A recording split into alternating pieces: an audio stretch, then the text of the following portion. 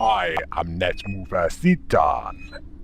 Since completing everything that I could with the main story, I've decided to do some lore videos, and since it's the focal point of the world of Soulblight and the setting of the game, I'll start with the Soul Tree and the Sanctuary. Right. From the void, light and dark were born from a drop.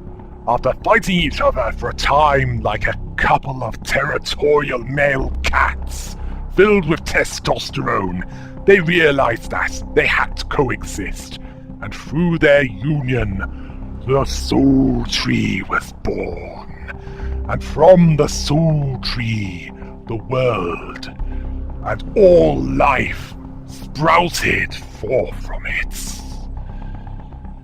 including humans. These humans who built the sanctuary around it, shutting it out from the light. Inconsiderate pricks. Don't they know what plant life thrives on?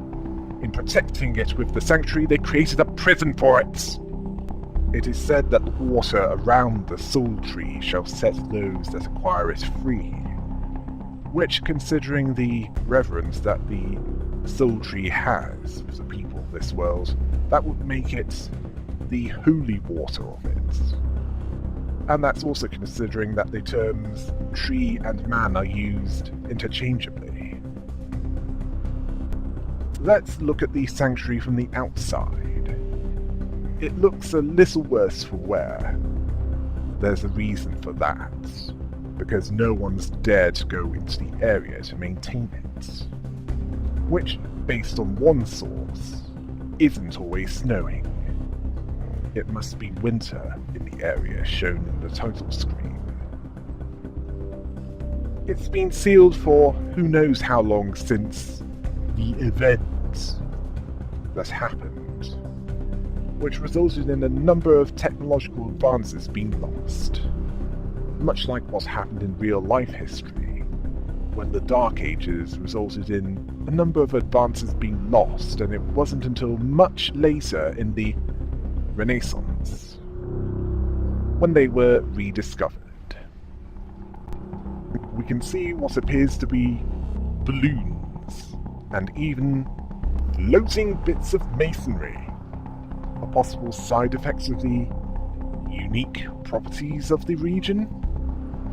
Well, there might be something that explains that, and not just light and their gas.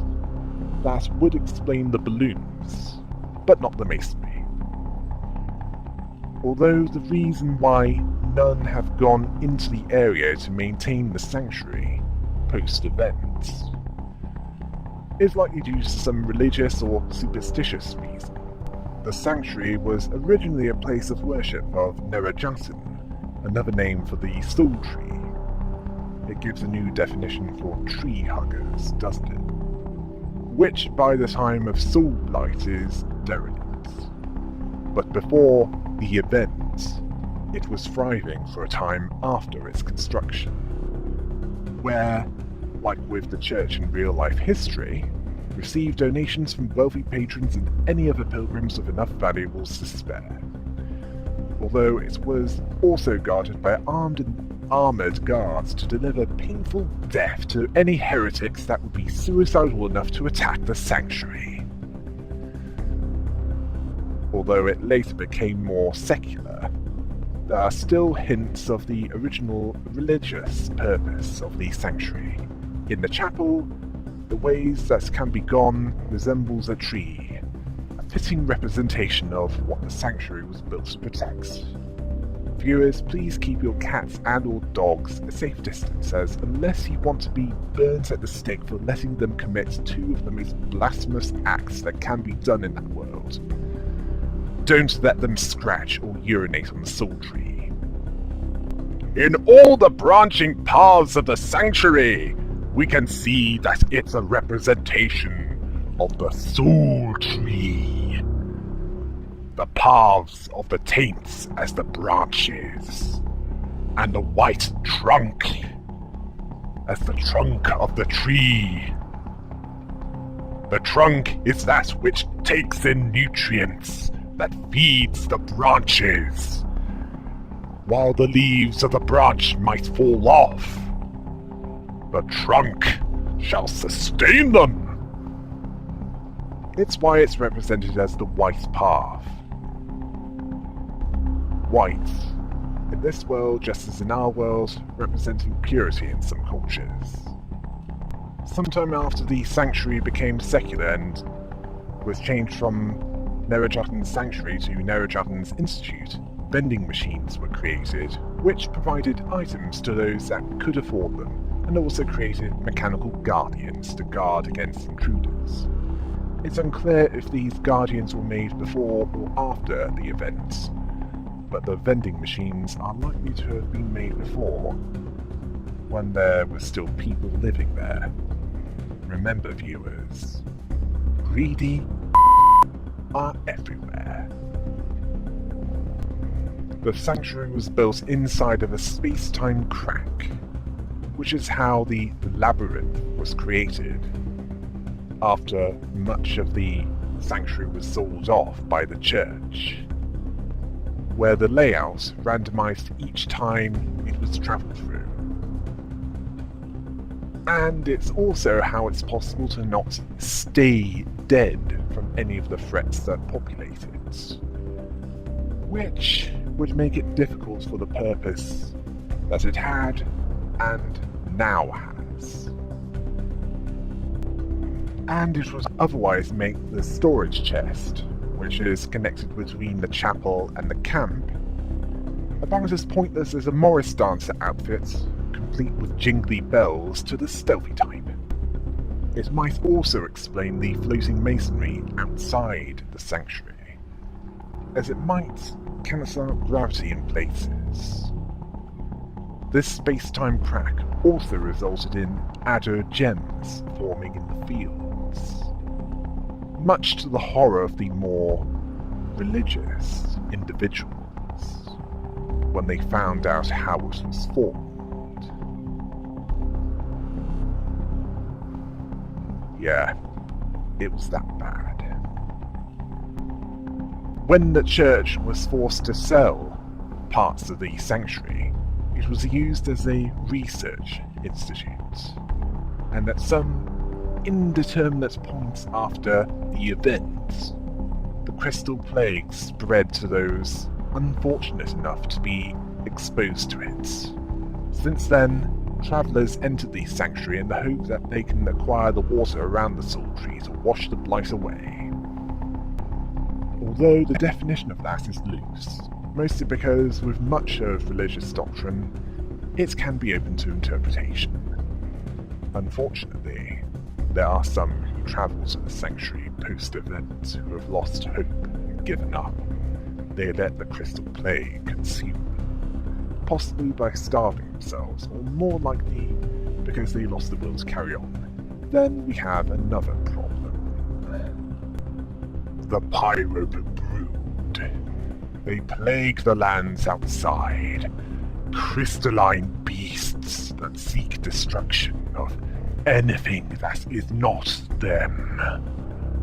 They are chaotic neutral at best, and are tough to fight, but they can be defeated. Although outside, they usually have numbers on their side. Their origins were due to the neglect of the soul tree.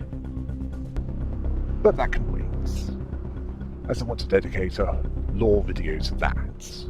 What is known is where they originate, the Sanctuary. Abacus is the second Adder mechanizer. He is in charge of the Sanctuary as it is now, with the help of 3 guardians of his creation, hinted at containing what is left of 3 important individuals: Father Romero, Umil, and Dr. Morike. All of these individuals had a role in the sanctuary before the events, all of which will be covered in their own lore videos. But what is the purpose of the trials within the sanctuary? That is a good question. And based on the available evidence, there's a good theory regarding that. It's to test those that travel through the sanctuary, as it did with the unknown boy who was the initial test subject. The taints exist to tempt those that are offered them, along with more material rewards, just before the true danger appears, with the cost of using them not immediately clear. Yeah, think about it. They're white mice to that. The camp is the place where those who have been killed within the sanctuary come back to life, and also those who want to go back into have to pass through. Within it are a number of individuals each with their own roles in this story. Alburn, Brovir, Cecil, Quora, and Yarlo. I won't go in depth with their backstories, as this is about the Soul Tree and the Sanctuary. I'll be getting to them and other subjects. Don't worry. I have them and others planned.